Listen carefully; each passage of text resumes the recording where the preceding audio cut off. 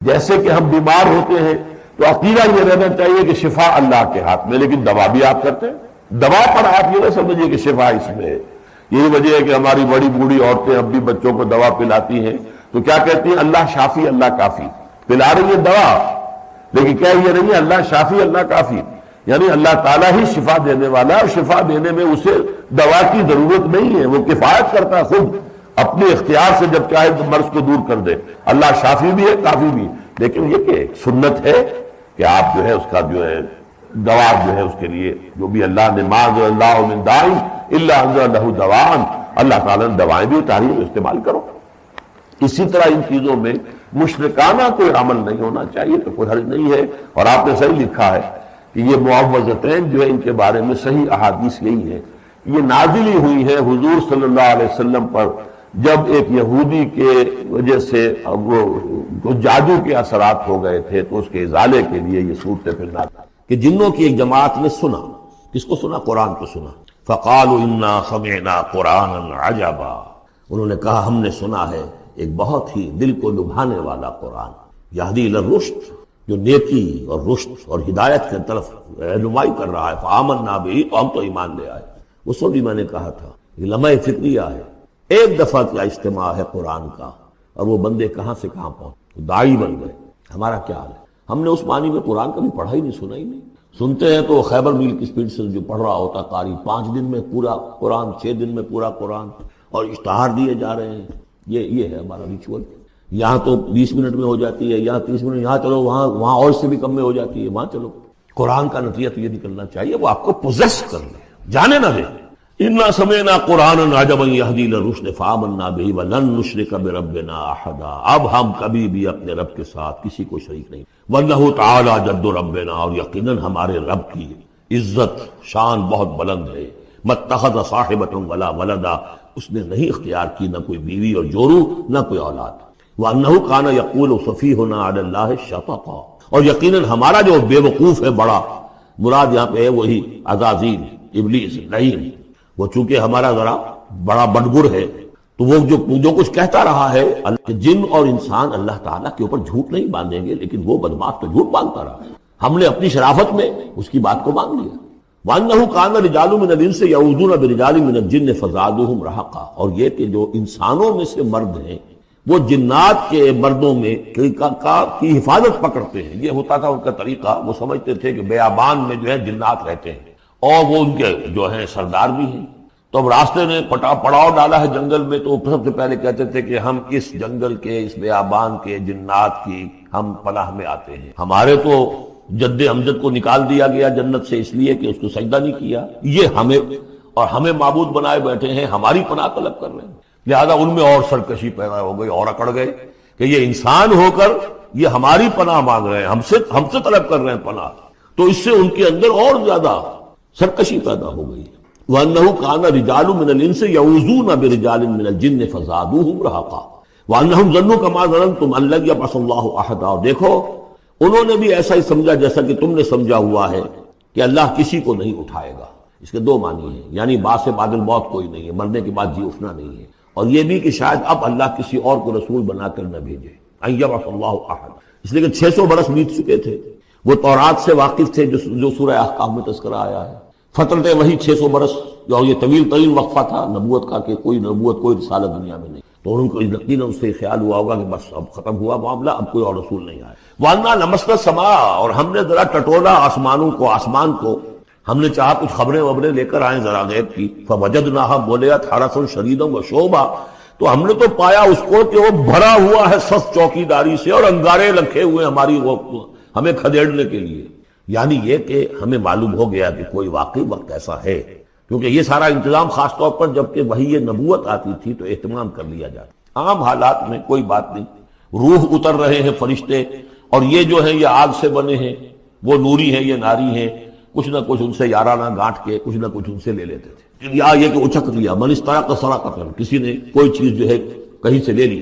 لیکن اب جو ہم نے دیکھا ہے آسمان کو تو واقعی وہاں تو بڑے سخت پہرے لگے ہوئے، یعنی کوئی نہ کوئی وحی کا سلسلہ ہے اور نبوت آ رہی ہے، اور وہ نبوت ہمیں تو مل گئی، ہم جا کر سنائے کلام اور ہم ایمان لے آئے۔ وَأَنَّا لَمَسْنَا السَّمَاءَ فَوَجَدْنَاهَا مُلِئَتْ حَرَسًا شَدِيدًا وَشُهُبًا وَأَنَّا كُنَّا نَقْعُدُ مِنْهَا مَقَاعِدَ لِلسَّمْعِ، اور ہم وہاں بیٹھا کرتے تھے، وہاں پہ گھاٹ میں بیٹھا کرتے تھے کچھ سنگل لینے کے لیے، مقاعد، مقعد بیٹھنے کی جگہ، مورچہ جہاں پہ بیٹھا جائے، ہم وہاں پر اپنے ٹھکانوں میں بیٹھا کرتے تھے۔ فَمَن يَسْتَمِعِ الْآنَ، لیکن اب اگر کسی نے کچھ سننے کی کوشش کی، يَجِدْ لَهُ شِهَابًا رَصَدًا، وہ پائے گا اپنے واسطے ایک انگارہ گھات میں، میزائل پیچھا کرے گا۔ وَأَنَّا لَا نَدْرِي أَشَرٌّ أُرِيدَ بِمَنْ فِي الْأَرْضِ أَمْ أَرَادَ بِهِمْ رَبُّهُمْ رَشَدًا۔ معلوم ہوتا بہت بڑے عالم تھے یہ، تورات کے جاننے والے، انہوں نے ایک ایسی عظیم بات کہی ہے یہ، ہمیں یہ معلوم نہیں کہ آیا زمین میں بسنے والے ان انسانوں کی کوئی شامت آ گئی ہے یا اللہ نے ان کے لیے کسی بھلائی کا ارادہ کیا۔ رسالت آئے گی تو دو ہی نتیجے ہیں، یا تو کوئی عذاب آنے والا ہے، اس لیے کہ وما كنا معذبین حتی نبعث رسولا، یا تو کوئی بہت بڑے پیمانے پر انسانوں کی شامت آنے والی ہے، جیسے قوم نوح، قوم ہود، قوم صالح کا حشر ہوا تھا، وہ ویسا ہی حشر ہونے والا ہے۔ اللہ لا نظری، ہم نہیں جانتے، اشر ارید بمن فی الارض، زمین والوں کے لیے کسی شر کا فیصلہ کیا گیا ہے، ام اراد بہم ربہم رشدا، یا ان کے لیے ان کے رب نے بھلائی کا، خیر کا ارادہ کیا ہے۔ ظاہر بات ہے نبوت اور رسالت محمدی خیر پر منتج ہوئی۔ وَأَنَّا مِنَّا الصَّالِحُونَ وَمِنَّا دُونَ ذَلِكَ، اور دیکھو ہمارے اندر نیک بھی ہیں، جنات نیک بھی رہے ہیں اور دوسری طرح کے بھی ہیں، بد نہیں کہا، یہ ہے حکمت تبلیغ، بروں کو بھی برا نہ کہو، ہاں دوسری قسم کے بھی ہیں، نیک بھی ہے اور دوسری قسم کے بھی ہیں۔ کُنَّا طَرَائِقَ قِدَدًا، ہم تھے مختلف راستوں پر جو کہ ایک دوسرے سے پھٹے ہوئے تھے۔ یہ قددا جو آیا تھا نا، قدت قمیصہ، پھٹ جانا قمیص کا۔ وَأَنَّا ظَنَنَّا أَن لَّن نُّعْجِزَ اللَّهَ فِي الْأَرْضِ وَلَن نُّعْجِزَهُ هَرَبًا، اور ہم نے یہ جان لیا کہ ہم اللہ کو عاجز نہیں کر سکتے، ہرا نہیں سکتے، نہ زمین میں بھاگ کر، اور ہم کہیں بھاگ کر اور زمین میں اللہ کو شکست نہیں دے سکتے، اس کی پکڑ سے نکل نہیں سکتے۔ وَأَنَّا لَمَّا سَمِعْنَا الْهُدَىٰ آمَنَّا بِهِ، اور ہم نے تو جب وہ ہدایت سنی، الہدا سنا، اس کی استماع ہم نے کیا، ہم تو اس پر ایمان لے آئے۔ فَمَن يُؤْمِن بِرَبِّهِ فَلَا يَخَافُ بَخْسًا وَلَا رَهَقًا، تو جو کوئی بھی، وَأَنَّا مِنَّا الْمُسْلِمُونَ وَمِنَّا الْقَاسِطُونَ، اور دیکھو ہمارے اندر وہ بھی ہے جو فرما بردار ہے اور وہ بھی ہے جو بے انصافی کر۔ یہ قسط کے لفظ کے ساتھ سمجھ لیجئے، جب یہ ثلاثی مجرد میں آتا ہے تو قاسط اس میں فاعل بنا، وہ ناانصاف کے معنی میں، یہ باب افعال کے خواص میں سے ہے، سلب ماخذ اس کو کہتے ہیں۔ جب باب افعال میں آئے گا تو اس کے معنی ہے عدل و انصاف، اور جب ثلاثی مجرد میں آئے گا تو ناانصافی۔ قاسطون فمن اسلم فاولئک تحروا رشدا، جو لوگ اسلام لے آئے، اطاعت قبول کر لی، تو انہوں نے تو گویا کہ ڈھونڈ نکالی خیر کی راہ، نیکی کی راہ انہوں نے تلاش کر لی۔ وَأَمَّا الْقَاسِطُونَ، اور جو بے انصاف ہے، فَكَانُوا لِجَهَنَّمَ حَطَبًا، وہ لوگ جو ہے پھر جہنم کا ایندھن بن کر رہیں گے۔ یہاں تک ان کی تقریر ہے جو انہوں نے تبلیغ کی ہے۔ اب جو بات آگے آ رہی ہے یہ خود اللہ کی طرف سے کلام ہے۔ أَن لَّوِ اسْتَقَامُوا عَلَى الطَّرِيقَةِ لَأَسْقَيْنَاهُم مَّاءً غَدَقًا، اور یہ کہ یہ اگر لوگ اپنے اس طریقے پر جو طریقہ انبیاء کا تھا، جو آدم نے دیا تھا، جو نوح نے دیا تھا، یہ چلتے رہتے تو ہم انہیں خوب پلاتے، پانی بھر بھر کر خوب سیراب کرتے ہیں۔ یہاں لفظ طریقت آیا ہے قرآن میں، شریعت، طریقت۔ ثم جعلناک علی شریعۃ من الامر، شریعت اور یہ طریقت، دونوں کا مفہوم ایک ہے، طریقہ اور شریعت، لیکن یہ کہ اس کا استعمال ہو رہا ہے کہ شریعت سے مراد لی جاتی ہے جو دین کی کا قانون ہے، اس کے ظاہری پہلو، قانونی پہلو، اور طریقت اسی کے باطنی پہلو کا نام کہ ایک نماز ہے، وضو کیسے کرو گے، کیا فرائض ہیں، کیا نوافل ہیں، کیا کام رہ گیا تو وضو نہیں ہوا، یہ شریعت بتائے گی، یہ آپ کو فقیہ بتائیں گے، یہ آپ کو مفتی حضرات بتائیں گے۔ لیکن نماز کی اصل روح تو ہے خشوع اور خضوع، حضور قلب، یہ پھر طریقت کی طرف منتقل کر دیا گیا، بدقسمتی سے پھر ان کو پھاڑ دیا گیا، وہ علیحدہ علیحدہ ہو گئے۔ یہ سب چیزیں یکجا ہونی چاہیے۔ اور جو ہمارے اولین صوفیاء ہیں وہ بہت بڑے عالم بھی تھے، ایسے نہیں تھے کہ صرف صوفی، وہ بہت بڑے مفتی بھی ہوتے تھے، بلکہ اولین کیا اس دور میں بھی جو میں نے آپ کو بتایا تھا کہ قاضی صلاح اللہ پانی پتی رحمۃ اللہ علیہ، وہ مفتی بھی ہیں، مفسر بھی ہیں، محدث بھی ہیں، اور بہت بڑے مرشد بھی ہیں۔ میرزا مظہر جانے جانا شہید کے خلیفہ ہیں، اور یہ سب شیخ احمد سرہندی رحمۃ اللہ علیہ کا جو سلسلہ ہے، سلسلہ مجددیہ نقشبندیہ، اس کے بزرگ وہ ہیں، وہ جامع صفات لوگ۔ لنفتنہم فیہ، اور یہ بھی جو ہم کو پانی پلاتے اور سیراب کرتے، یہ بھی اس لیے تاکہ ان کو اور جانچے اور پرکھے اور امتحان لے۔ ایک امتحان غربت میں ہے، ایک امتحان کمنگری میں ہے، ایک امتحان فاقے میں ہو رہا ہے، ایک امتحان ہو رہا ہے کہ کثرت سے ہم نے دے رکھا ہے۔ وَمَن يُعْرِضْ عَن ذِكْرِ رَبِّهِ، اور جو کوئی بھی اعراض کرے گا اپنے رب کے ذکر سے، يَسْلُكْهُ عَذَابًا صَعَدًا، تو وہ چلے گا، وہ ڈال دے گا اس کو چڑھتے عذاب میں، اللہ تعالیٰ ایسے عذاب میں صعدا، جس کی شدت بڑھتی چلی جائے گی۔ وَأَنَّ الْمَسَاجِدَ لِلَّهِ فَلَا تَدْعُوا مَعَ اللَّهِ أَحَدًا، اور دیکھو مسجدیں اللہ کے لیے ہیں، مسجد سے مراد مسجد سجدے کی جگہ بھی ہے، اور مسجد سے مراد سجدے کے یہ اعضاء بھی ہیں، یہ پیشانی اور یہ ناک اور یہ ہاتھ اور یہ پاؤں، ایڑیاں اور وہ پنجے، یہ سارے جو ہیں یہ سجدے کے جو جسم کے حصے ہیں، یہ مسجدیں بھی اور سجدے کی جگہ بھی للہ ہے، سب اللہ کی ملکیت ہے۔ فلا تدعوا مع اللہ احد، اللہ کے ساتھ کسی اور الہ کو مت پکارو۔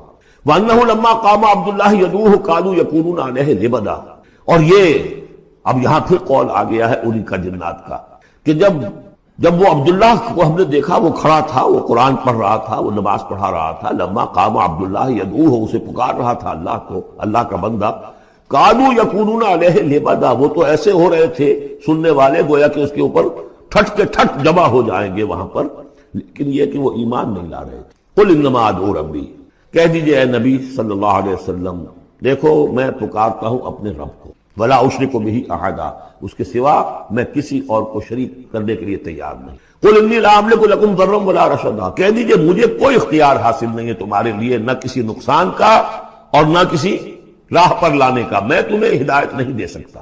وہ آیت یاد کر لیجئے، انک لا تہدی من احببت ولکن اللہ یہدی من یشاء، اے نبی آپ ہدایت نہیں دے سکتے جسے بھی چاہیں، وہ تو اللہ ہی ہدایت دیتا ہے جس کو چاہتا ہے۔ قل انی لن یجیرنی من اللہ احد ولن اجد من دونہ ملتحدا، کہہ دیجئے میں ہرگز نہ پاؤں گا کہ مجھے اللہ کے سوا کوئی پناہ دے سکے، یجیرنی من اللہ احد، اللہ کی پکڑ سے بچانے کے لیے مجھے کوئی پناہ دے سکے میں نہیں پاؤں گا، ولن اجد من دونہ ملتحدا، اور اللہ کے سوا میں کہیں جو ہے کوئی اپنا سر چھپانے کی جگہ نہیں پاؤں گا، الا بلاغا من اللہ قل ندری قریب ام بعید ما توعدون، کہہ دیجئے اے نبی میں نہیں جانتا کہ جس چیز کا تم سے وعدہ کیا جا رہا ہے وہ قریب آ چکی ہے یا یہ بہت اہم قانون ہے قرآن کا، اور اس میں سارا مسئلہ علم غیب کا حل ہوتا ہے۔ ایک بات تو یہ کہ ہمارے جو بھی بریلوی بھائی ہیں وہ بھی مانتے ہیں، 4 باتیں وہ مانتے ہیں، 3 میں نے ایک مرتبہ تحقیق کی تھی بڑی مفصل، جا کر بعد لوگوں سے ملاقات کی، ابھی میں طالب علم تھا، کہا دیکھیے ہم ثابت مانتے ہیں اس بات کو، نبی کا علم ذاتی نہیں عطائی ہے، اللہ نے جو دیا وہی ہے، نبی کا علم قدیم نہیں حادث ہے، پہلے نہیں تھا پھر ہو گیا، اللہ نے دے دیا تو ہو گیا، اور نبی کا علم غیر محدود نہیں محدود ہے۔ میں نے کہا یہ 3 باتیں جو شخص مان لے میرا اس سے اب کوئی جھگڑا نہیں رہا، لیکن ہمارے ہاں کچھ لوگوں نے ایک ڈیفینیشن کر لی علم غیب کی، علم غیب وہ ہے جو بغیر کسی کے بتائے خود حاصل ہو جائے، اس اعتبار سے تو میرے پاس بھی علم غیب ہے نہیں، یعنی کسی کے پاس کوئی علم ہے ہی نہیں، ہمیں دیا اساتذہ نے دیا، حضور کو دیا اللہ نے دیا، جبریل کو دیا اللہ نے دیا، اس معنی میں تو ذاتی علم تو کوئی بھی نہیں مانتا کسی کا، علم تو دینے سے ہوتا ہے۔ البتہ علم غیب کسے کہتے ہیں؟ وہ چیزیں جو ہماری نگاہوں سے چھپا دی گئی ہیں، وہ عالم غیب ہے، جنت ہے، دوزخ ہے، فرشتے ہیں، یہ سب کیا ہے؟ عالم غیب۔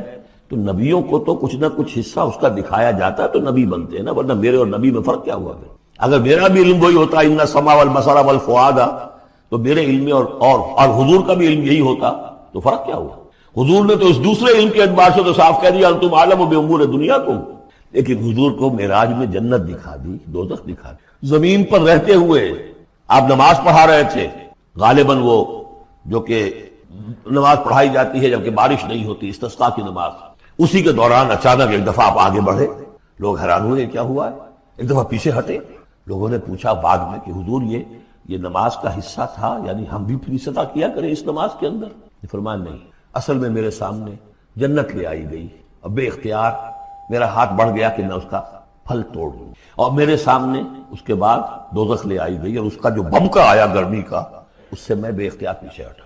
دنیا میں سیر کرا رہے ہیں، بہرحال یہ غیب ہی میں سے ہے، البتہ کل غیب یہ جو مانے اللہ نبی کے لیے وہ کافر ہے، اور وہ مانتے ہیں، بریلوی بھی مانتے ہیں، کل غیب کا کوئی سوال نہیں۔ نبی کا علم محدود ہے، نبی کا علم حادث ہے، نبی کا علم عطائی ہے، 3 باتیں مان لیجئے، باقی نبی کا علم کتنا تھا کتنا نہیں تھا یہ میں کون ہوں ناپنے والا اور آپ کون ہیں ناپنے والے، دیا اللہ نے جو دیا، بتایا جو بتایا اللہ اور خیر سے۔ تو یہ عالم الغیب وہ ہے غیب کا جاننے والا، فلا یظہر علی غیبہ احدا، تو وہ نہیں مطلع کرتا اپنے غیب پر کسی کو، ہاں الا من ارتضی بالرسول، سوائے اپنے رسولوں کے۔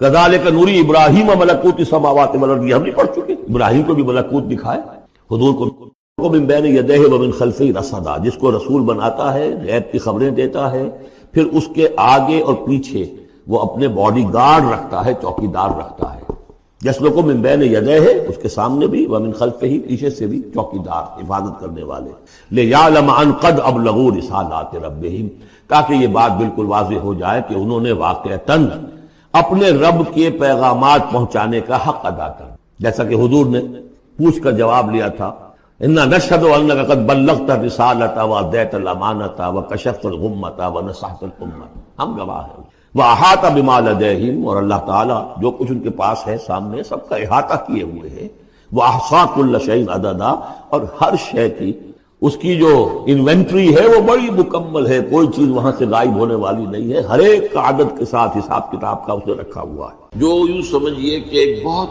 آسان فارمولہ ہے اگر سمجھنا چاہیں، اور یہ میں عرض کر چکا ہوں کہ سمجھنا چاہیں گے تو سمجھ جائیں گے، تفصیل میں جائیں گے تو الجھ جائیں گے، اور مناظرہ اور مباحثہ کریں گے تو گمراہ ہو جائیں گے۔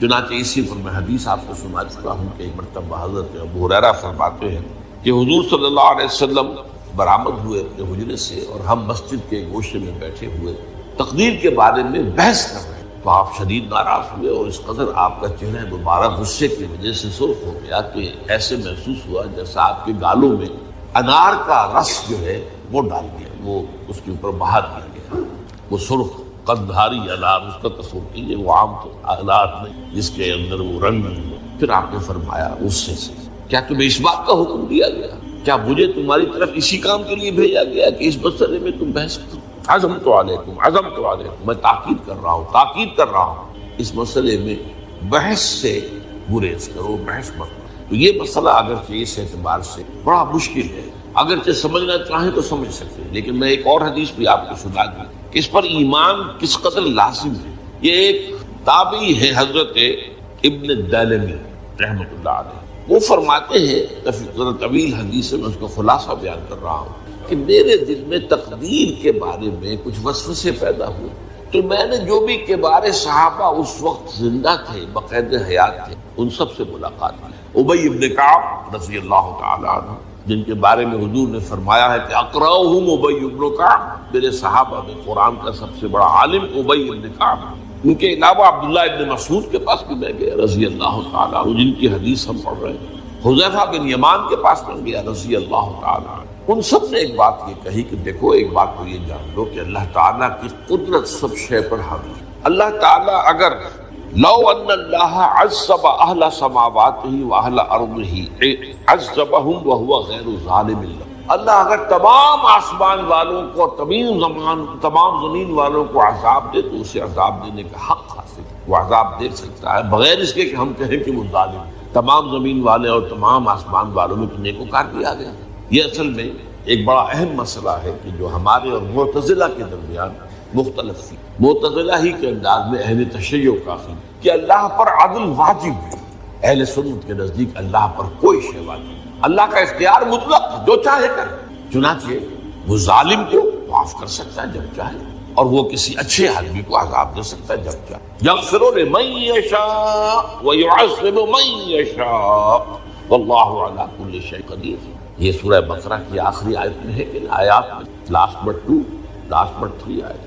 اس اعتبار سے اللہ کا ایک تو اختیار مطلق ہے۔ پھر میں زید ابن ثابت کے پاس گیا تو انہوں نے یہی بات مرفوعاً بیان کی کہ میں نے خود حضور سے سنی ہے یہ بات۔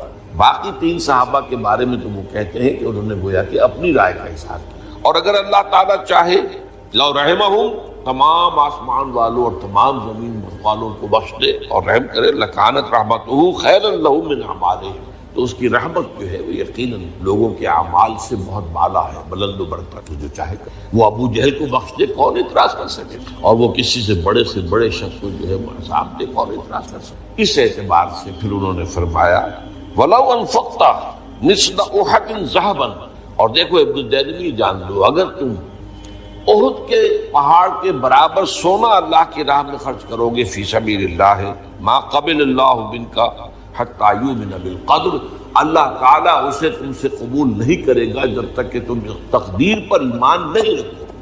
اور اس کے بعد فرمایا اعلم، جان لو، انما اصابک لم یکن لیخطئک، جو چیز تم پر واقع ہوتی ہے، کوئی تکلیف آتی ہے، کوئی حادثہ پیش آتا ہے، وہ تم سے ٹلنے والا تھا ہی نہیں۔ مطلب یہ کہ تم سوچو کاش میں یوں نہ کرتا، یوں کر دیتا، اگر یہ ہو جاتا وہ ہو جاتا تو میں بچ جاتا۔ وہ تو آنے والی بات تھی، وہ اللہ کی کتاب، وہ اللہ تعالیٰ کے علم قدیم کے اندر پہلے سے لکھا ہوا تھا، موجود ہے، تو وہ تو آنی ہی آنی تھی۔ وَأَنَّمَا أَخْطَأَكَ لَمْ يَكُنْ لِيُصِيبَكَ، اور جو چیز کہ تم سے چھوٹ گئی، جاتی رہی، تمہارے ہاتھ سے نکل گئی، ممکن ہی نہیں تھا کہ وہ تمہیں ملتی، وہ اللہ تعالیٰ کا جو علم قدیم ہے اس کی پہلے سے طے ہے۔ وَلَوْ مِتَّ عَلَىٰ غَيْرِ هَٰذَا لَدَخَلْتَ النَّارَ، اگر دیکھو تم غور سے سن لو، اگر اس عقیدے کے سوا کسی اور پر تمہاری موت واقع ہوئی تو جہنم میں داخل ہو جاؤ۔ تو یہ اس ایمان بالقدر کی اہمیت کا معاملہ۔ اس کے لیے جو میں کہہ رہا تھا کہ فارمولہ جو سمجھ میں آ سکتا ہے وہ یہ ہے، انگریزی کی جو اصطلاحات کے حوالے سے پہلے میں واضح کروں گا، وہ ذرا زیادہ واضح ہے۔ ایک ہے پری نالج، کسی چیز کا علم پہلے سے ہونا، ایک ہے پری ڈیسٹینیشن، کسی شے کا پہلے سے طے پا جانا۔ ان دونوں میں گڑبڑ کا نہیں کرنا۔ اللہ کا علم قدیم اس کے جبر کو مستلزم نہیں ہے، اس کا علم ہے یہ کہ تم یہ کرو گے، اس کا مطلب یہ نہیں ہے کہ تم اس کے جبر کے تحت کر رہے ہو۔ اس کی سادہ سی مثال میں دیا کروں، پھر میں کروں گا، سمجھنا چاہیں تو یہ فارمولہ بہت کافی ہو جائے۔ آپ کسی بچے کے سامنے کوئی کھلونا ڈال دیں، آپ کو تقریباً یقین ہے وہ متوجہ ہوگا، اسے اٹھائے گا۔ ہو سکتا ہے بچہ کسی اور دھن میں اس وقت ادھر اس کی توجہ کسی اور کو نہ اٹھائے گا۔ اگر وہ اٹھا لیتا ہے تو آپ کے مجبور کرنے سے تو اس نے نہیں اٹھایا، اس نے تو اٹھایا ہے اپنے انسٹنکٹ کے تحت، کہہ لیں اپنے ارادے کے تحت، آپ مجبور کیے آپ نے۔ لیکن اللہ تعالیٰ کا جو اندازہ ہوتا ہے، وہ اندازہ قدر کے معنی اندازہ بھی ہے، میں بیان کر چکا ہوں۔ اس کا جو علم قدیم ہے وہ غلط ثابت نہیں ہے، ظاہر بات ہے کہ پھر تو اعلیٰ کل شیء علیم وہ ہے ہی نہیں۔ اس کا علم قدیم جو ہے اس میں کوئی خطا نہیں ہوئی، یہ ہے در حقیقت۔ اس کو سمجھنا چاہیے۔ اصل میں جو بات مسئلہ تقدیر کے سمجھنے میں، جو یوں سمجھیے کہ ایک بہت آسان فارمولہ ہے اگر سمجھنا چاہیں، اور یہ میں عرض کر چکا ہوں کہ سمجھنا چاہیں گے تو سمجھ جائیں گے، تفصیل میں جائیں گے تو الجھ جائیں گے، اور مناظرہ اور مباحثہ کریں گے تو گمراہ ہو جائیں گے۔ چنانچہ اسی پر میں حدیث آپ کو سنا چکا ہوں کہ تب حضرت ابو ہریرہ فرماتے ہیں کہ حضور صلی اللہ علیہ وسلم برآمد ہوئے اپنے حجرے سے، اور ہم مسجد کے گوشے میں تقدیر کے بارے میں بحث کر رہے ہیں، تو آپ شدید ناراض ہوئے، اور اس قدر آپ کا چہرہ مبارک غصے کی وجہ سے سرخ ہو گیا کہ ایسے محسوس ہوا جیسا آپ کے گالوں میں انار کا رس جو ہے وہ ڈال دیا، وہ کے اوپر بہا دیا گیا، وہ سرخ قدھاری انار، اس کا تصویر وہ عام تو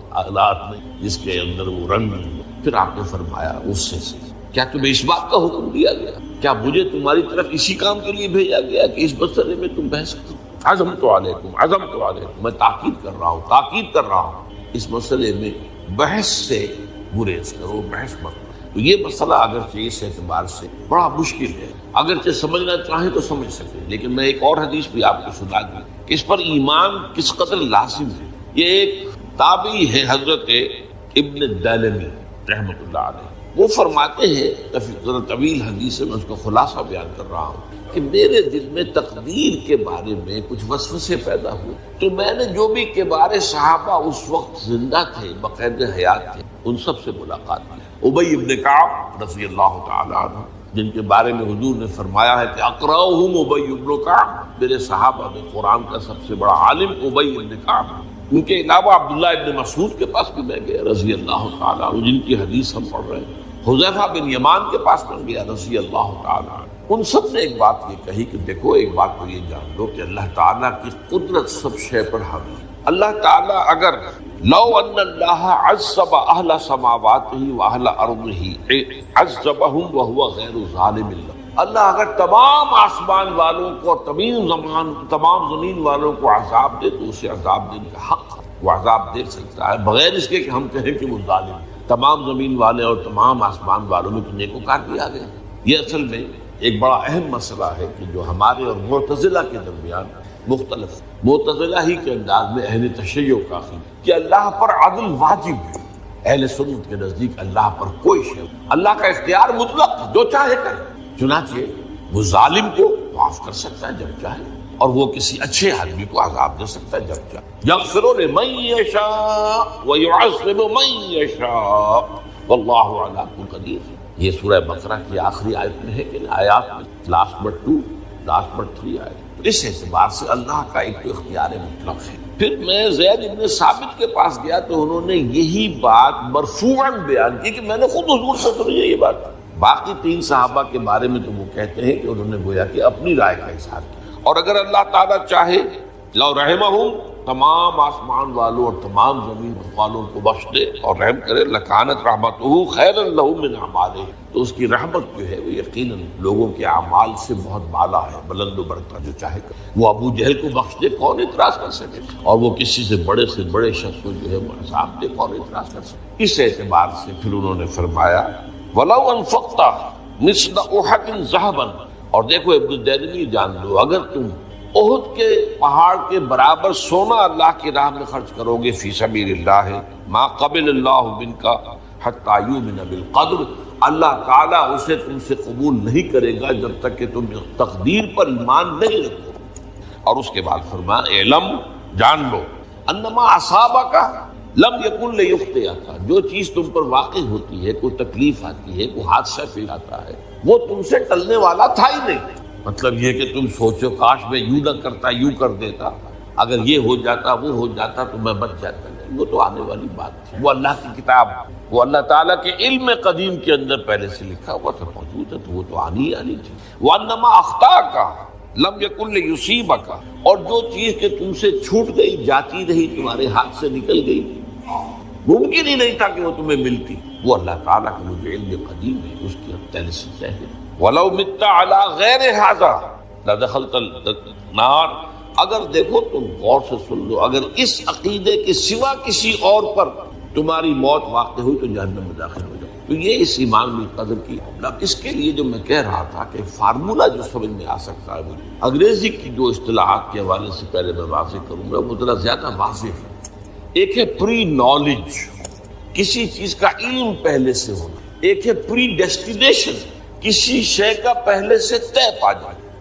ان دونوں میں گڑبڑ کا نہیں کرنا۔ اللہ کا علم قدیم اس کے جبر کو مستلزم نہیں ہے، اس کا علم ہے یہ کہ تم یہ کرو گے، اس کا مطلب یہ نہیں ہے کہ تم اس کے جبر کے تحت کر۔ اس کی سادہ سی مثال میں دیا کر، پھر میں کروں گا، سمجھنا چاہیں تو یہ فارمولہ بہت کافی ہوتا۔ آپ کسی بچے کے سامنے کوئی کھلونا ڈال دیں، آپ کو تقریباً یقین ہے وہ متوجہ ہوگا، اسے اٹھائے گا۔ ہو سکتا ہے بچہ کسی اور دھن میں اس وقت ادھر اس کی توجہ کسی اور کو نہ اٹھائے، اگر وہ اٹھا لیتا ہے تو آپ کے مجبور کرنے سے تو اس نے نہیں اٹھایا، اس نے تو اٹھایا ہے اپنے انسٹنکٹ کے تحت، کہہ لیں اپنے ارادے کے تحت، آپ مجبور کیے آپ نے۔ لیکن اللہ تعالیٰ کا جو اندازہ ہوتا ہے، وہ اندازہ قدر کے معنی اندازہ بھی ہے، میں بیان کر چکا ہوں، اس کا جو علم قدیم ہے وہ غلط ثابت نہیں۔ ظاہر بات ہے کہ پھر تو اعلیٰ کل شیء علیم وہ ہے، اس کا علم قدیم جو ہے اس میں کوئی خطا نہیں ہوئی۔ یہ ہے در حقیقت پری نالج اور پری ڈیسٹینیشن، دونوں کے اندر فرق ہے، جبر نہیں ہے۔ ہاں اللہ تعالیٰ کا علم ہے،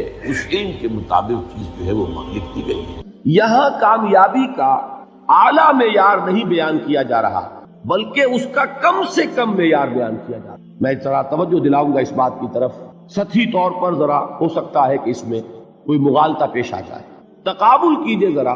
ایک سورۃ العصر ہے، والعصر ان الانسان لفی خسر الا الذین آمنوا وعملوا الصالحات وتواصوا بالحق وتواصوا بالصبر۔ ایک سورۃ التین ہے، والتین والزیتون وطور سینین وہذا البلد الامین لقد خلقنا الانسان فی احسن تقویم ثم رددناہ اسفل سافلین الا الذین آمنوا وعملوا الصالحات فلہم اجر غیر ممنون۔ اب ان کا تقابل کیا۔ سورۃ العصر یہ بتا رہی ہے کہ سب لوگ تباہی میں ہیں سوائے ان کے جو 4 شرطیں پوری کریں۔ سورۃ التین میں اول تو صرف 2 شرطیں بیان ہوئی، 2 بیان نہیں ہوئی، کام ہلکا ہو گیا نا، آسان ہو گیا۔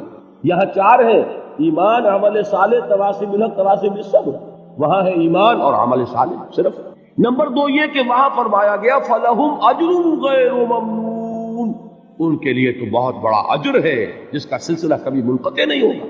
اور یہاں کہا جا رہا ہے وہ کامیابی ناکامی سے بچ جائیں گے، مستثنا ہے کس سے؟ ان الانسان لفی خسر۔ یہ بالکل ایسے ہی ہے جیسے کہ کسی کو آپ بچے کو، طالب علم کو کہیں محنت کرو، کوشش کرو، فرسٹ ڈویژن میں پاس ہو جائے، اور کسی سے آپ یہ کہیں کہ محنت کرو، کوشش کرو ورنہ فیل ہو جاؤ۔ اب ان دونوں کے درمیان جو فرق ہے وہی فرق ہے سورۃ التین میں اور سورۃ العصر۔ سورۃ العصر ناکامی سے استثناء کو بیان کرنا، اور وہاں 4 شرطیں ہیں، اور سورۃ التین یہ اعلیٰ درجات کا بیان ہو رہا ہے، 2 شرطیں ہیں۔ اس کو قرآن مجید کی اصطلاحات سے بھی اللہ کرے کہ آپ واقف ہو جائیں۔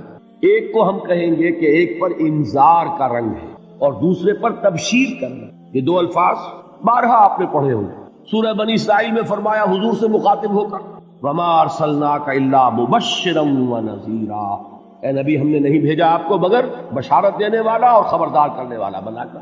سورہ کہف میں جمع کے صیغے میں آیا وما نرسل المرسلین الا مبشرین ومنذرین، ہم نہیں بھیجتے رہے اپنے رسولوں کو مگر مبشر اور نذیر بنا کر۔ حضور کے بارے میں فرمایا انا ارسلناک شاہدا ومبشرا ونذیرا، جمع کے صیغے میں سورہ نساء میں فرمایا رسلا مبشرین ومنذرین لئلا یکون للناس علی اللہ حجۃ بعد الرسل وکان اللہ عزیزا حکیما۔ ایک ہے ابشار بشارت دے، ایک ہے انذار خبردار کر۔ اور آپ کو معلوم ہے کہ کسی بھی تربیت کے اندر ان دونوں چیزوں کی ضرورت ہے۔ کبھی ایسا ہوتا ہے کہ ڈانٹ ڈپٹ کی ضرورت پیش آتی ہے، دھمکی کی ضرورت پیش آتی ہے، باز آ جاؤ، اپنے رویے کو درست کرو ورنہ پکڑ ہوگی، سزا ملے گی۔ کبھی آپ شاباش دیتے ہیں، ہمت کرو، گھبراؤ نہیں، تمہارے اندر صلاحیت ہے، مایوس نہ ہو، ہمت تمہاری کیوں جواب دے رہی ہے، تم بڑے ذہین ہو، محنت کرو، بڑے اعلیٰ درجات ملیں۔ قرآن مجید میں یہ دونوں رنگ ہیں جو اختیار کیے، ایک تبشیر کا رنگ ہے، ایک انذار کا رنگ۔ سورۃ العصر میں انذار کا رنگ ہے، خبردار، تمام انسان ہلاکت اور بربادی کا نوالا بننے والے ہیں سوائے ان کے جو 4 شرطیں پوری کریں، الا الذین آمنوا وعملوا الصالحات وتواصوا بالحق وتواصوا۔ تو معلوم یہ ہوا کہ یہ کامیابی کے جو منیمم پری ریکویزٹس، مجھ سے کہا گیا کہ انگریزی کے الفاظ کا فوراً ترجمہ کر دیا کرو، اور میں کر دیتا ہوں۔ اصل میں مغالطہ آپ کو یہ ہوتا ہے میں ترجمہ کہہ کے نہیں کرتا، لیکن اس کے بعد میں فوراً اردو کا مترادف جو ہے وہ لے آتا، لیکن میں یہ اس لیے استعمال کرتا ہوں انگریزی اصطلاحات، جیسا کہ میں نے عرض کیا تھا کہ میرے اصل مخاطب ہیں جدید تعلیم یافتہ لوگ، اور جدید تعلیم یافتہ لوگوں کے کمیونیکیشن جو ہے، ابلاغ، وہ ان انگریزی اصطلاحات کے ذریعے سے زیادہ بہتر اور صحیح تر ہوتا ہے، ورنہ وہ بات سمجھے گے نہیں، اسی لفظ ابلاغ کو وہ نہیں سمجھیں گے اور کمیونیکیشن کو سمجھ لیں گے۔ یہ ہے اصل میں ساری مصیبت کے جو اس وقت ہمارے سامنے ہے، اس لیے یہ الفاظ ہم استعمال کریں۔ تو میں یہ کیا عرض کر رہا تھا کہ در حقیقت ان الانسان لفی خسر الا الذین آمنوا وعملوا الصالحات وتواصوا بالحق وتواصوا بالصبر، یہ منیمم پری ریکویزٹس ہیں، کم سے کم لوازم ہے نجات کے، ان سے کم تر پر نجات کا کوئی سوال نہیں، اس لیے کہ قسم کھا کر اللہ فرما رہا ہے، زمانے کی قسم ہے، تمام انسان خسارے میں ہے سوائے ان کے جو 4 شرطیں پوری کریں۔ تو تیسری چیز ذہن میں یہ رکھیے، یہ 4 شرطیں لازم ہیں، یہ بہت اہم نکتہ ہے۔ ابھی ہم نے کسی لفظ کی گہرائی میں اتر کر نہیں دیکھا ہے، ابھی تو ہم سرسری طور پر تذکر بالقرآن کے مرحلے میں ہیں۔ پہلی بات کیا معلوم ہوئی، اس میں کامیابی اور ناکامی کا ایک معیار سامنے آیا، ٹھیک۔ نمبر 2، یہ کامیابی کے کم سے کم شرائط کا بیان، منیمم ریکوائرمنٹس۔ میں نے ایک مرتبہ ایکسن کالج لاہور میں جب تقریر کی سورۃ العصر پر، تو طلباء کے ذہن کی مناسبت کے اعتبار سے کہا کہ بھائی یہ فرسٹ ڈویژن کا بیان نہیں ہے، یہ 3rd ڈویژن میں کامیابی کا بیان ہے، اس سے کم تر پر فیلیور ہے، اس لیے کہ فرمایا گیا والعصر ان الانسان لفی خسر الا الذین آمنوا وعملوا الصالحات وتواصوا بالحق وتواصوا۔ اسی کو میں نے اس وقت آپ کے سامنے رکھا کہ اس پر انذار کا رنگ ہے، خبردار کرنے کا انداز ہے، زجر کا، ڈانٹ ڈپٹ کا انداز ہے کہ اگر کامیابی چاہتے ہو تو یہ 4 شرطیں پوری کریں۔ اب تیسری بات جو عرض کر رہا ہوں یہ اہم ترین ہے کہ یہ 4 شرطیں لازم ہیں۔ اگر اللہ تعالیٰ نے کامیابی کے لیے 4 شرطیں بیان کی ہوں تو سوچئے کیا مجھے یہ اختیار ہے کہ ان میں سے 1 کم کر دوں، 2 کم کر دوں، 3 کم کر دوں؟ کس کو اختیار ہے؟ اللہ کے بیان کردہ کسی چیز میں اختیار۔ یہ تو حضور سے کہا گیا تھا، سورہ یونس میں ہے، مطالبہ کیا مطالبہ کرنے والوں نے، ایت بقرآن غیر ھذا وبدل ہو، اے محمد صلی اللہ علیہ وسلم یہ قرآن بہت ریجڈ ہے، بہت سخت ہے، ان کمپرومائزنگ ہے، یہ کہیں بھی کوئی رو رعایت کرنے کو تیار نہیں ہے، تو ہمارا اور آپ کا معاملہ نہیں ہو سکتا اس قرآن کا، اس قرآن میں کوئی ترمیم کیجئے یا کوئی اور قرآن لائیے۔ تو حضور سے کیا کہلوایا گیا، قل ما یکون لی ان ابدلہ من تلقاء نفسی ان اتبع الا ما یوحی الی، اے نبی ان سے کہہ دیجئے میرے لیے ہرگز ممکن نہیں ہے کہ میں اس قرآن میں اپنے جی سے کوئی ترمیم کر دوں، کوئی تبدیلی کر دوں، میں تو خود پابند ہوں اس کا جو مجھ پر وحی کیا جائے، سب سے پہلے میں خود اس پر عمل کرنے والا ہوں، میں خود اس کا پابند ہوں۔ تو غور کیجئے، قرآن بیان کر رہا ہے کہ 4 شرطیں ہیں نجات کی، اور آپ کے دل میں یہ بات بٹھا دی گئی ہے کہ صرف کلمہ گو ہونا نجات کے لیے کافی، صرف ایمان سے نجات ہو جائے۔ یہ بات جو ہے ذہن میں رکھیے، ایک نجات وہ ہے جو ہزار برس تک جہنم میں کوئلہ بننے کے بعد نجات ہو، میں اس نجات کی بات نہیں کرتا، وہ نجات تو ملے گی یقیناً۔ جس شخص کے دل میں رائی کے دانے کے برابر بھی ایمان ہوگا، وہ اپنے اعمال کی، اپنے کرتوتوں کی سزا بھگت کر بالآخر جنت کے اندر داخل کیا جائے گا، جہنم سے نکالا جائے گا۔ اور نکالا جائے گا تو اس وقت حال کیا ہوگا؟ جیسے جلا ہوا کوئلہ، اس کے سوا حدیث میں اس کی شرح آئی۔ لیکن یہ نجات نہیں، نجات وہ کہ جو اللہ تعالیٰ میدان حشر ہی میں ہماری مغفرت کا اعلان فرمائے، اللہ تعالیٰ اول محلے میں ہمیں جنت میں داخل فرمائے، اس نجات کی بات کریں۔ وہ نجات جان لیجئے محض کلمہ گو ہونے کی بدولت نہیں ملے گی۔ اس نجات کے لیے شرط اول ایمان، شرط دو عمل صالح، شرط ثالث تواصی بالحق، اور چوتھی شرط تواصی بالصبر۔ یہ قرآن کا بیان ہے، یہ کسی انسان کا کلام نہیں ہے کہ اس میں ترمیم کی جا سکے۔ پرائرٹی نمبر 1 دی ہے، ترجیح نمبر 1 وہ ہے جس کو اس نے آگے دی، جو ترجیح 2 میں رکھا وہ ہے جو پیچھے۔ بس یہی سارا معاملہ ہے کہ تم نے آخرت کو ترجیح اول دی ہے یا کس کو مقدم رکھا، کس کو؟ ایک راستہ یہ ہے کہ میرا مطلوب تو ہے آخرت، دنیا جتنی مل جائے نہ ملے تو بھی کوئی بات نہیں۔ ایک یہ ہے طرز عمل کہ میرا اصل مقصود ہے دنیا، آخرت کچھ مل جائے تو بونس ہے، کسی کی سفارش سے مل جائے، کسی کے اور ہیلے بہانے سے مل جائے، لیکن مقصود میرا دنیا۔ تو بما قدمت واخر، کیا آگے کیا کیا پیچھے، یا کیا آگے بھیجا کیا پیچھے۔ یا ایھا الانسان ما غرک بربک الکریم، اے انسان تجھے کس شخص نے دھوکے میں مبتلا کر دیا ہے رب کریم۔ یہ وہ مضمون ہے کہ جو حدیث میں آ چکا، سورہ لقمان میں آ چکا، بلا یغرنکم باللہ الغرور۔ یہ جو شیطان ہے یہ بے وسوسہ بھی، اس کی جو چالیں ہیں ہر کے لیے، کسی کو یہ ہے کہ کسی فرض سے روکنے کے لیے نفل میں تم نفل کاموں میں لگے رہو، مجھے اونچی عبادت سے تقرب اللہ حاصل کر، فرائض سے کنارہ کر۔ کہاں یہ اقامت ہے اور کہاں یہ فرائض ہے، آپ کو بس ہو اور تہجد پڑھا کرو، رات کو جاگا کرو، یہ ہے۔ تو فرض سے غافل کر کے اگر نوافل میں لگایا بیڑا، اسی طریقے سے یہ اس کی ایک چال ہے، اللہ کی چھوٹی باتوں پر وہ پکڑے خام خام، وہ اتنا کوئی خوردہ گیر نہیں ہے، بڑا غفور۔ اب اس سے وہ جری کر، جرت بڑھتی جا رہی ہے اسی پر کہ اللہ کی شان غفاری پر دھوکہ کھا۔ یا ایھا الانسان ما غرک برب کریم، کس چیز نے تجھے دھوکے میں ڈال دیا ہے اپنے رب کریم کے بعد؟ الذی خلقک فسواک فعدل، جس نے تمہیں تخلیق کیا پھر تمہارا پیدا کیا برابر کیا۔ عدل کا، تمہارے قواعد جسمانی، قواعد نفسیاتی، ان سب میں ایک اعتدال پیدا کیا ہے۔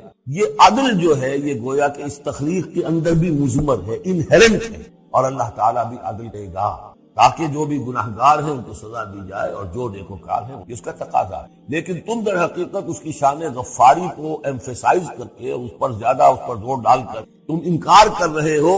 فی ای صورت ما شاء رکبک، پھر جس شکل میں اس نے چاہا ہے تمہیں ترکیب دے دیا، جوڑ دے دیا۔ کلا بل تکذبون بالدین، تم جزا و سزا کا انکار کر رہے ہو، در حقیقت اللہ کی شان غفاری کے قصیدے نہیں پڑھ رہے ہو، بلکہ یہ شان غفاری کے قصیدے پڑھنے کا مطلب کیا ہے کہ تم در حقیقت جزا و سزا کا انکار کر۔ اسیاں سے کبھی ہم نے کنارہ نہ کیا، پر تو نے دل آزردہ ہمارا نہ کیا۔ ہم نے تو جہنم کی بہت کی تدبیر، لیکن تیری رحمت نے کی بالکل وہی فرق۔ جہنم کی تدبیر کر رہے ہو تو اس کی عدل کا تقاضا ہے کہ جہنم میں پہنچائے گا۔ یہ دھوکہ دے رہے ہو اپنے آپ کو، اس کی جزا و سزا، اس کی عدل کا انکار کر۔ یہ ہے اصل حال کہ اس نے تمہیں بنایا، اس کا تسویہ کیا، اس میں عدل پیدا کیا، توازن پیدا کیا، پھر تمہیں جس طرح چاہا جوڑ دیا۔ کسی کی ناک بڑی بنا دی، کسی کی نہیں چاہا اس نے۔ آپ نے اپنے فیچرز خود تو چوز نہیں کیے، اپنی مرضی کے مطابق بنا، آپ کی مرضی۔ ہاں حضرت حسان ابن ثابت نے کہا ہے کہ کأنک خلقت کما تشاء، اے نبی ایسے معلوم ہوتا ہے کہ آپ کو تو پیدا کیا گیا جیسا کہ آپ کا حسن جو ہے وہ اپنی جگہ اعجازی صورت، ظاہر بات ہے انسانوں کو جو بھی ملتا کہ ان کا چوائس۔ فی ای صورت ما شاء رکبک، مختلف اجزاء کو جس صورت میں۔ کلا بل تکذبون بالدین، اصل بات کیا ہے کہ جزا و سزا کا اور عدل کا انکار کر۔ وَإِنَّ عَلَيْكُمْ لَحَافِظِينَ، جبکہ ہم نے تمہارے اوپر محافظ فرشتے بھیجے ہوئے۔ یہ تو پھر سب ایکسرسائز ان فیوٹیلٹی ہوئی، کائے کو ہم نے فرشتے بھیجے؟ خامخواہ کو دو سنتری تمہارے ساتھ ہم نے بٹھا رکھے کائے کے لیے؟ اگر جزا نہیں، سزا نہیں، پکڑ نہیں، محاسبہ نہیں، کچھ نہیں تو یہ کیا ہے؟ ہم نے کائے کے لیے کیا؟ وَإِنَّ عَلَيْكُمْ لَحَافِظِينَ كِرَامًا كَاتِبِينَ، وہ بڑے باعزت فرشتے جو لکھ رہے ہیں، یعلمون ما تفعلون، جو جانتے ہیں جو کچھ تم کر رہے ہو۔ یہ چیز اللہ نے پھر کائے کے لیے کی؟ سب جیسا کہ میں نے کہا ایکسرسائز ان فیوٹیلٹی، یہ تو عبث ہے، کار عبث، اور اللہ تعالیٰ کوئی کار عبث بیکار نہیں۔ نتائج نکلے، نتائج کیا ہیں؟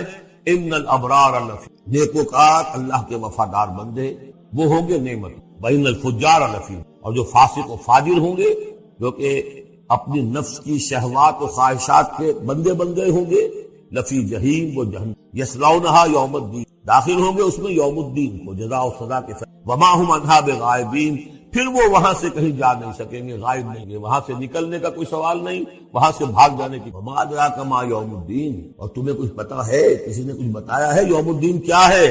ثم ما ادراک ما یوم الدین، پھر تمہیں کچھ اندازہ ہوا ہے تو یوم الدین کیا ہے؟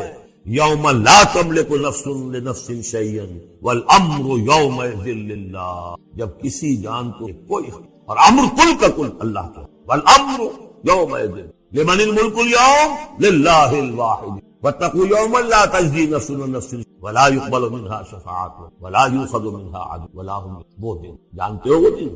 وما ادراک ما ثم ما ادراک ما یوم لا تملک والامر یوم۔ اس دنیا میں اللہ تعالیٰ کی جو رحمت بھی ہوتی ہے وہ بھی در حقیقت ایک آزمائش کی شکل ہے، اس لیے کہ یہ دنیا اور یہ حیات دنیاوی یہ دار الجزا نہیں ہے، یہ دار امتحان ہے۔ یہاں تو ہر لمحے ہم ایک امتحان سے دوچار ہیں۔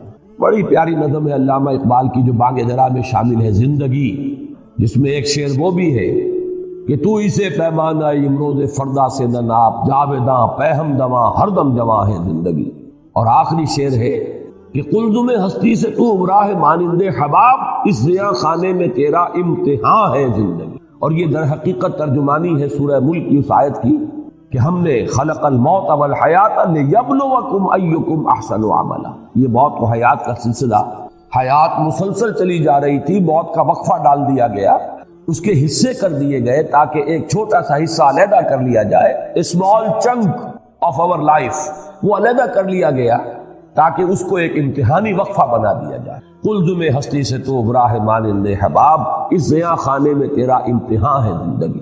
آگے چل کر اب زیادہ دور نہیں ہے، سورہ دہر میں بھی یہ مضمون آئے گا، سورہ ملک میں تو آ ہی چکا ہے بڑی وضاحت کے ساتھ، خلق الموت والحیات لیبلوکم ایکم احسن عملا۔ اور ہر لحظہ یہاں امتحان ہے، کبھی اللہ تعالیٰ کچھ دے کر آزماتا ہے، کبھی کچھ چھین کر آزماتا ہے۔ دے کر آزماتا ہے کہ بندہ شکر کرتا ہے یا نہیں، کبھی چھین کر آزماتا ہے کہ بندہ صبر کرتا ہے یا نہیں۔